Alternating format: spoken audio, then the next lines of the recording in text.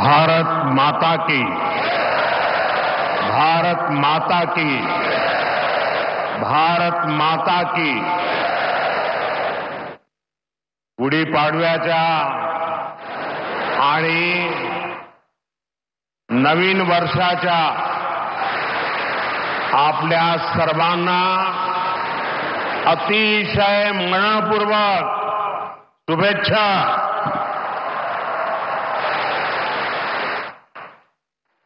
कार्यक्रम में उपस्थित परम पूजनीय सरसंघचालक जी डॉक्टर मोहन भागवत जी, स्वामी गोविंद गिरी जी महाराज, स्वामी अवधेशानंद गिरी जी महाराज, महाराष्ट्र के लोकप्रिय मुख्यमंत्री देवेंद्र फडणवीस जी, केंद्रीय मंत्रिमंडल में मेरे साथी नितिन गडकरी जी, डॉक्टर अविनाश चंद्र अग्निहोत्री जी, अन्य महानुभाव और उपस्थित सभी वरिष्ठ साथी, राष्ट्र यज्ञ के इस पावन अनुष्ठान में आज मुझे यहां आने का सौभाग्य मिला है। आज चैत्र शुक्ल प्रतिपदा का ये दिन बहुत विशेष है। आज से नवरात्रि का पवित्र पर्व शुरू हो रहा है। देश के अलग अलग कोनों में आज गुड़ी पड़वा, उगादी और नवरेह का त्योहार भी मनाया जा रहा है। आज भगवान झूलेलाल जी और गुरु अंगद देव जी का अवतरण दिवस भी है। ये हमारे प्रेरणा पुंज परम पूजनीय डॉक्टर साहब की जयंती का भी अवसर है और इसी साल राष्ट्रीय स्वयंसेवक संघ की गौरवशाली यात्रा का 100 वर्ष भी पूरे हो रहे हैं।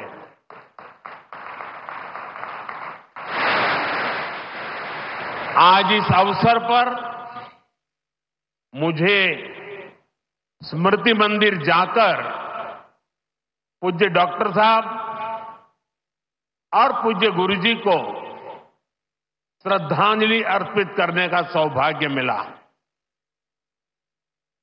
साथियों, इसी कालखंड में हमने हमारे संविधान के 75 वर्ष का उत्सव भी मनाया है।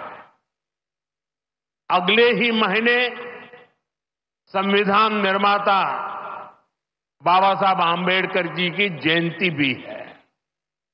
आज मैंने दीक्षा भूमि पर बाबा साहब को नमन किया है, उनका आशीर्वाद लिया है।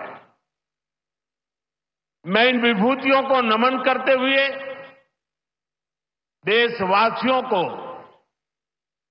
नवरात्रि और सभी पर्वों की बहुत बहुत बधाई देता हूं।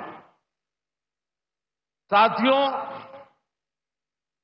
संघ सेवा के इस पवित्र तीर्थ नागपुर में आज हम एक पुण्य संकल्प के विस्तार के साक्षी बन रहे हैं।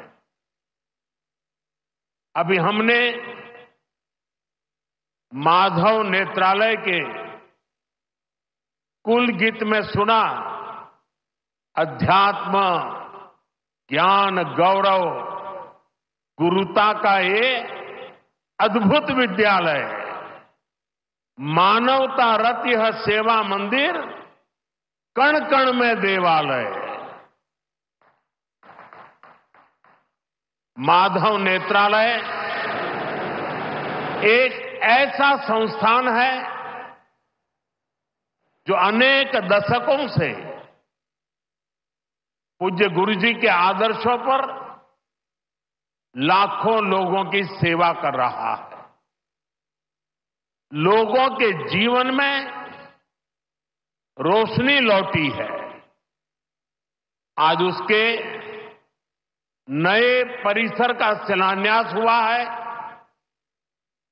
अब इस नए परिसर के बाद इन सेवा कार्यों को और ज्यादा गति मिलेगी। इससे हजारों नए लोगों के जीवन में प्रकाश फैलेगा, उनके जीवन का अंधकार भी दूर होगा। मैं इस सेवा कार्य के लिए माधव नेत्रालय से जुड़े सभी लोगों को उनके कार्य की, उनके सेवा भाव की सराहना करता हूं और मेरी तरफ से अनेक अनेक शुभकामनाएं देता हूं। साथियों, लाल किले से मैंने सबके प्रयास की बात कही थी। आज स्वास्थ्य के क्षेत्र में देश जिस तरह काम कर रहा है, माधव नेत्रालय उन प्रयासों को बढ़ा रहा है। देश के सभी नागरिकों को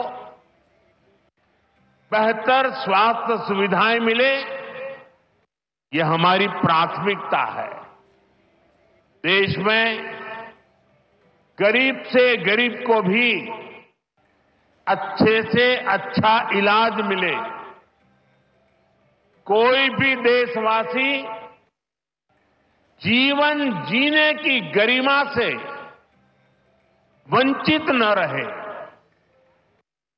अपना जीवन देश के लिए दे चुके बुजुर्गों को इलाज की चिंता उनको सताती न रहे, उस परिस्थिति में उनको जीना न पड़े।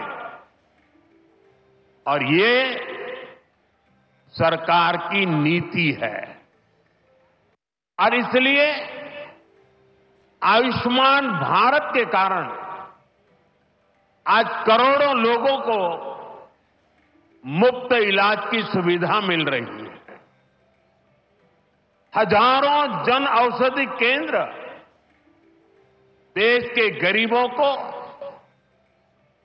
मध्यम वर्गीय परिवारों को सस्ती दवाएं दे रहे हैं। इन दिनों देश में करीब 1,000 डायलिसिस सेंटर जो मुफ्त में डायलिसिस की सेवा का एक यज्ञ चला रहे हैं। इससे देशवासियों के हजारों करोड़ रुपए बच रहे हैं, उनको स्वास्थ्य लाभ हो रहा है। बीते 10 साल में गांवों में लाखों आयुष्मान आरोग्य मंदिर बने हैं, जहां से लोगों को देश के सर्वश्रेष्ठ डॉक्टरों से टेली मेडिसिन से कंसल्टेशन मिलता है, प्राथमिक इलाज मिलता है और आगे के लिए सहायता होती है। उन्हें रोगों की जांच के लिए सैकड़ों किलोमीटर दूर नहीं जाना पड़ रहा। साथियों, हमने न सिर्फ मेडिकल कॉलेजों की संख्या में 2 गुना वृद्धि की है, लेकिन हमने देश में ऑपरेशनल एम्स की संख्या भी 3 गुना बढ़ाई है। देश में मेडिकल सीट्स भी 2 गुनी हुई है। प्रयास यही है कि आने वाले समय में लोगों की सेवा के लिए ज्यादा से ज्यादा डॉक्टर्स और अच्छे डॉक्टर्स उपलब्ध हो।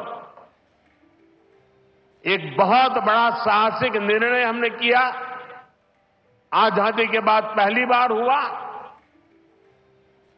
इस देश का गरीब का बच्चा भी डॉक्टर बन सके, उसके सपने पूरे हो सके, इसलिए विद्यार्थियों को अपनी मातृभाषा में डॉक्टर बनने की सुविधा हमने उपलब्ध कराई। आधुनिक चिकित्सा विज्ञान से जुड़े इन प्रयासों के साथ ही देश अपने पारंपरिक ज्ञान को भी आगे बढ़ा रहा है। हमारे योग और आयुर्वेद, इन्हें भी आज पूरे विश्व में नई पहचान मिली है। भारत का सम्मान बढ़ रहा है। साथियों, किसी भी राष्ट्र का अस्तित्व पीढ़ी दर पीढ़ी उसकी संस्कृति के विस्तार, उस राष्ट्र की चेतना के विस्तार पर निर्भर करता है। हम अपने देश का इतिहास देखें तो सैकड़ों वर्षों की गुलामी, इतने आक्रमण, भारत की सामाजिक संरचना को मिटाने की इतनी क्रूर कोशिशें, लेकिन भारत की चेतना कभी समाप्त नहीं हुई। उसकी लौ जलती रही। ये कैसे हुआ? क्योंकि कठिन से कठिन दौर में भी भारत में इस चेतना को जागरूक रखने वाले नए नए सामाजिक आंदोलन होते रहे। भक्ति आंदोलन उसका ये उदाहरण, जिससे हम सब भली भांति परिचित हैं। मध्यकाल के उस कठिन कालखंड में हमारे संतों ने भक्ति के विचारों से हमारी राष्ट्रीय चेतना को नई ऊर्जा दी। गुरु नानक देव, कबीरदास, तुलसीदास, सूरदास, हमारे यहां महाराष्ट्र में संत तुकाराम, संत एकनाथ, संत नामदेव, संत ज्ञानेश्वर, ऐसे कितने ही संतों ने हमारी इस राष्ट्रीय चेतना में अपने मौलिक विचारों से प्राण फूंके। इन आंदोलनों ने भेदभाव के फंदों को तोड़कर समाज को एकता के सूत्र में जोड़ा। इसी तरह स्वामी विवेकानंद जैसे महान संत भी हुए। उन्होंने निराशा में डूब रहे समाज को झकझोरा, उसे उसके स्वरूप की याद दिलाई, उसमें आत्मविश्वास का संचार किया और हमारी राष्ट्रीय चेतना को बुझने नहीं दिया। गुलामी के आखिरी दशकों में डॉक्टर साहब और गुरुजी जैसे महान व्यक्तित्वों ने इसे नई ऊर्जा देने का काम किया। आज हम देखते हैं राष्ट्रीय चेतना के संरक्षण और संवर्धन के लिए जो विचार बीज 100 साल पहले बोला गया, वो महान वटवृक्ष के रूप में आज दुनिया के सामने है। सिद्धांत और आदर्श इस वटवृक्ष को ऊंचाई देते हैं। लाखों करोड़ों स्वयंसेवक इसकी टहनी, ये कोई साधारण वटवृक्ष नहीं, राष्ट्रीय स्वयंसेवक संघ भारत की अमर संस्कृति का आधुनिक अक्षय वट है। ये अक्षय वट आज भारतीय संस्कृति को, हमारे राष्ट्र की चेतना को निरंतर ऊर्जावान बना रहा है। साथियों, आज जब हम माधव नेत्रालय के नए परिसर का काम शुरू कर रहे हैं तो दृष्टि की बात स्वाभाविक है। हमारे जीवन में दृष्टि ही हमें दिशा देती है। इसलिए वेदों में भी कामना की गई है, पश्चिम शरदः शतम, अर्थात हम 100 वर्ष तक देखें। ये दृष्टि आंखों की यानी बाह्य दृष्टि भी होनी चाहिए और अंतःदृष्टि भी होनी चाहिए। जब अंतःदृष्टि की बात करते हैं तो विदर्भ के महान संत श्री गुलाबराव महाराज जी का स्मरण भी होना स्वाभाविक है। उन्हें प्रज्ञाचक्षु कहा जाता था। बहुत कम आयु में ही उनको आंखों से दिखाई देना बंद हो गया, लेकिन फिर भी उन्होंने अनेकों पुस्तकें लिखी थी। और अब कोई भी पूछ सकता है कि जब आंखों से दिखाई नहीं देता है तो उसके बावजूद भी कोई इतने ग्रंथ कैसे लिख सकता था? इसका उत्तर यह है कि उनके पास भले ही नेत्र नहीं थे, लेकिन दृष्टि थी। ये दृष्टि बोध से आती है, विवेक से प्रकट होती है। ये दृष्टि व्यक्ति के साथ ही समाज की को भी बहुत शक्ति देती है। हमारा राष्ट्रीय स्वयंसेवक संघ भी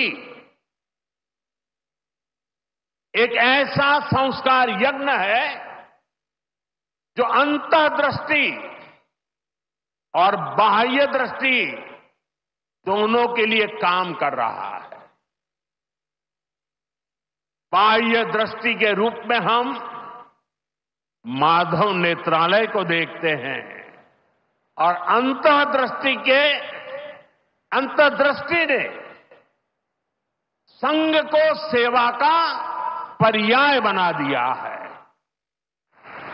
साथियों, हमारे यहां कहा गया है, परोपकाराय फलन्ति वृक्षाः, परोपकाराय वहन्ति नद्यः, परोपकाराय दुहन्ति गावः, परोपकारार्थमिदं शरीरम। हमारा शरीर परोपकार के लिए ही है, सेवा के लिए ही है। और जब ये सेवा संस्कारों में आ जाती है तो सेवा ही साधना बन जाती है। यही साधना तो हर एक स्वयंसेवक के जीवन की प्राणवायु होती है। ये सेवा संस्कार, ये साधना, ये प्राणवायु पीढ़ी दर पीढ़ी हर स्वयंसेवक को तप तपस्या के लिए प्रेरित कर रही है। ये सेवा साधना हर स्वयंसेवक को निरंतर गतिमान रखती है, उसे कभी थकने नहीं देती, कभी रुकने नहीं देती। पूज्य गुरुजी अक्सर कहा करते थे, जीवन की अवधि का नहीं, उसके उपयोगिता का महत्व होता है। हम देव से देश और राम से राष्ट्र के जीवन मंत्र लेकर के चले हैं, अपना कर्तव्य निभाते चलते हैं। और इसलिए हम देखते हैं, बड़ा छोटा कैसा भी काम हो, कोई भी कार्य क्षेत्र हो, सीमावर्ती गांव हो, पहाड़ी क्षेत्र हो, वन क्षेत्र हो, संघ के स्वयंसेवक निस्वार्थ भाव से कार्य करते रहते हैं। कहीं कोई वनवासी कल्याण आश्रम के कामों को उसको अपना ध्येय बना करके जुटा हुआ है, कहीं कोई एकल विद्यालय के माध्यम से आदिवासी बच्चों को पढ़ा रहा है, कहीं कोई सांस्कृतिक जागरण के मिशन में लगा हुआ है, कहीं कोई सेवा भारती से जुड़कर गरीबों वंचितों की सेवा कर रहा है। अभी हमने प्रयाग में महाकुंभ में देखा, वहां नेत्र कुंभ में कैसे स्वयंसेवकों ने लाखों लोगों की मदद की।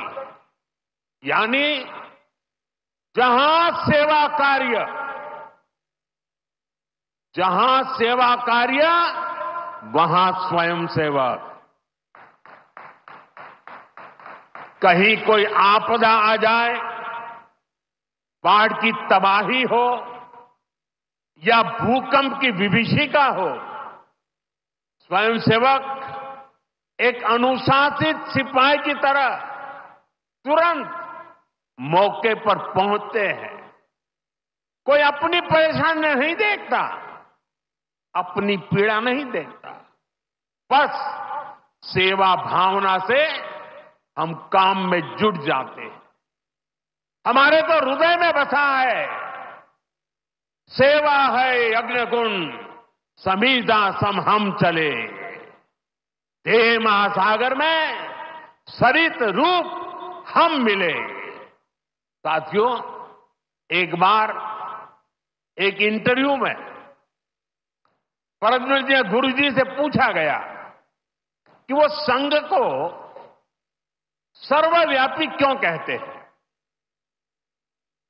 गुरुजी का उत्तर बहुत ही प्रेरणादायी था। उन्होंने संघ की तुलना प्रकाश से की थी, उजाले से की थी। उन्होंने कहा कि प्रकाश सर्वव्यापी होता है, वो खुद ही अकेले सारे कार्य भले न करे, लेकिन अंधेरे को दूर करके वो दूसरों को कार्य करने का रास्ता दिखा देता है।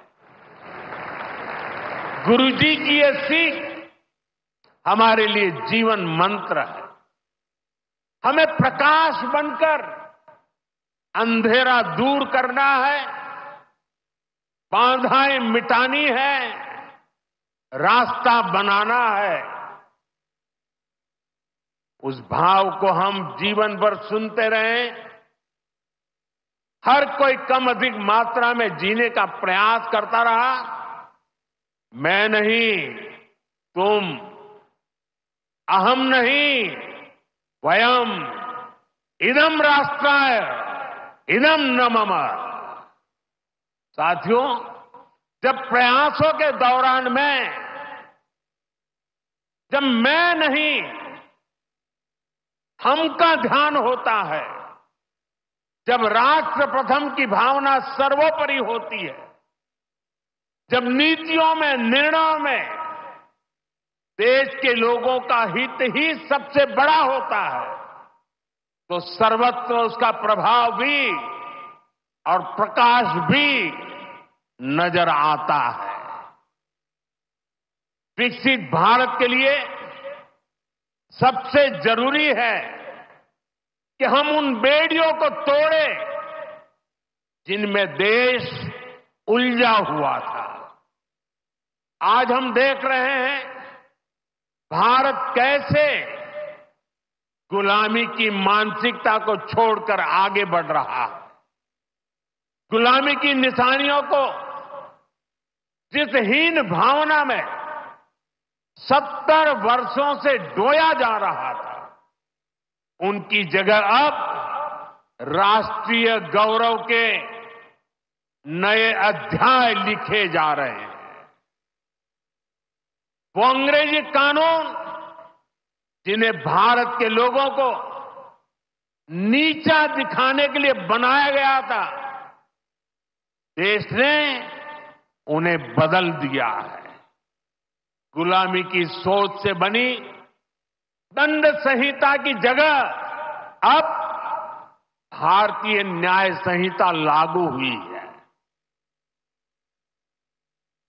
हमारे लोकतंत्र के प्रांगण में अब राजपथ नहीं, कर्तव्य पथ है। हमारी नौसेना के ध्वज में भी गुलामी का चिन्ह छपा हुआ था, उसकी जगह अब नौसेना के ध्वज पर छत्रपति शिवाजी महाराज का प्रतीक लहरा रहा है। अंडमान के द्वीप जहां वीर सावरकर ने राष्ट्र के लिए यातनाएं सही, जहां नेताजी सुभाष बाबू ने आजादी का बिगुल फूंका, उन द्वीपों के नाम भी अब आजादी के नायकों की याद में रखे गए हैं। साथियों, वसुधैव कुटुंबकम का हमारा मंत्र आज विश्व के कोने कोने में पहुंच रहा है और दुनिया इसे हमारे कार्यों में भी देख रही है, महसूस कर रही है।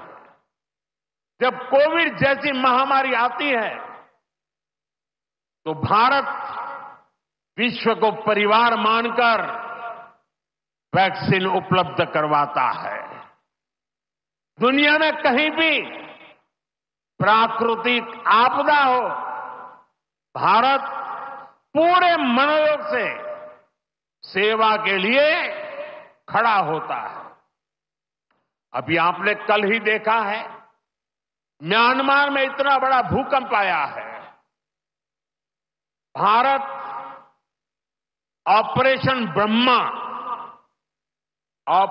ब्रह्मा के तहत वहां के लोगों की मदद के लिए सबसे पहले पहुंच गया है।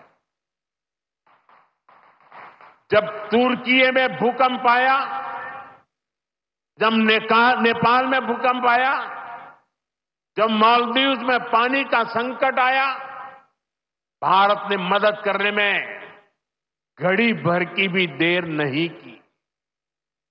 युद्ध जैसे हालातों में हम दूसरे देशों से नागरिकों को भी सुरक्षित निकाल करके लाते हैं।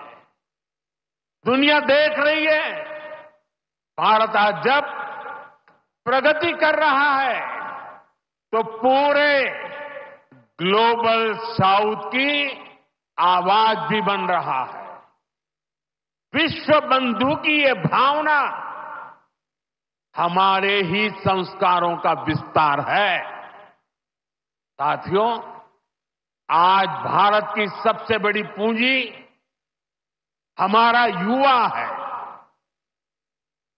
और हम देखते हैं आज भारत का युवा इतने कॉन्फिडेंस से भरा हुआ, उसकी रिस्क टेकिंग कैपेसिटी पहले के मुकाबले कई गुना बढ़ गई है।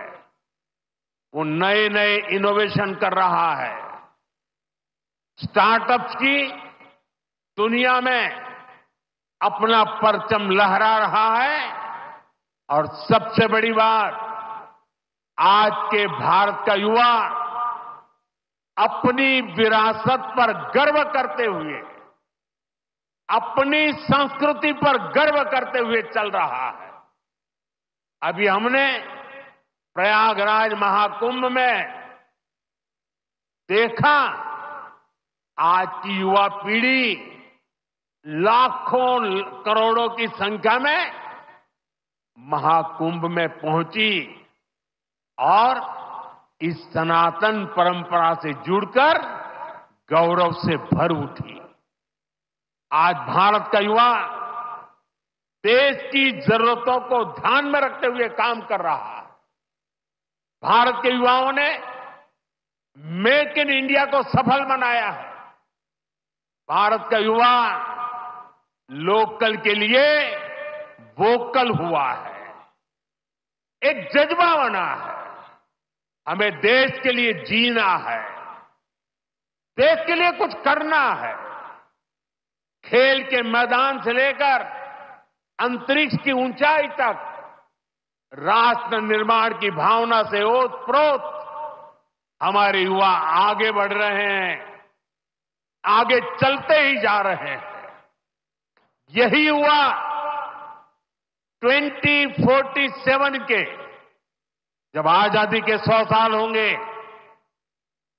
विकसित भारत के लक्ष्य की ध्वजा थामे हुए है। और मुझे विश्वास है, संगठन, समर्पण और सेवा की ये त्रिवेणी विकसित भारत की यात्रा को निरंतर ऊर्जा देती रहेगी, दिशा देती रहेगी। संघ का इतने वर्षों का परिश्रम फलीभूत हो रहा है। संघ की इतने वर्षों की तपस्या विकसित भारत का एक नया अध्याय लिख रही है। साथियों, जब संघ की स्थापना हुई तब भारत की हालत भी अलग थी और हालात भी अलग था। 1925 से लेकर 1947 तक वो समय संघर्ष का समय था। आजादी का बड़ा लक्ष्य देश के सामने था। आज संघ की 100 वर्षों की यात्रा के बाद देश फिर एक अहम पड़ाव पर है। 2025 से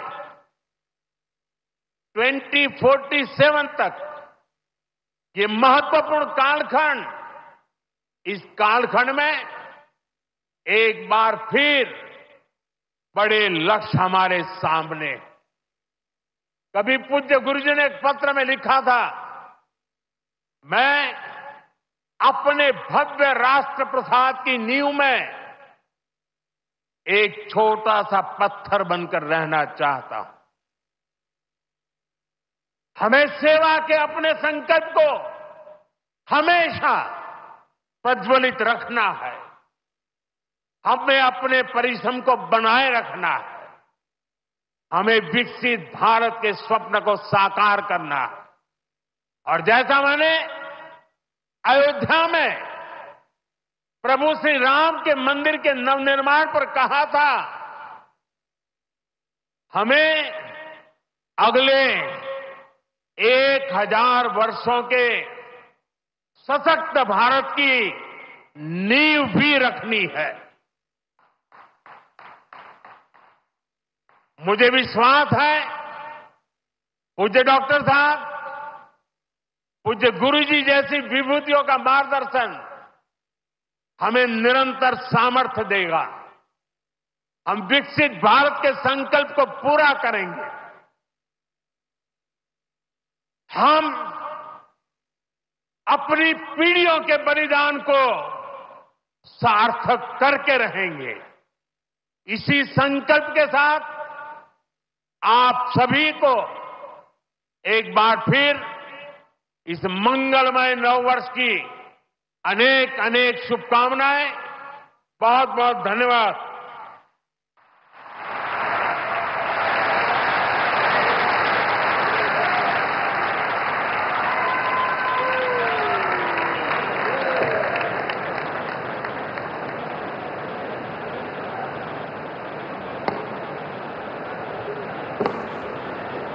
हम आपके बहुमूल्य शब्दों और विचारों के लिए तर पंतप्रधान नरेंद्र मोदी यांनी सांगितलेलं आहे विकसित भारत आपल्याला करायचा आहे आणि ते स्वप्न आपल्याला सत्यामध्ये आणायचं आहे.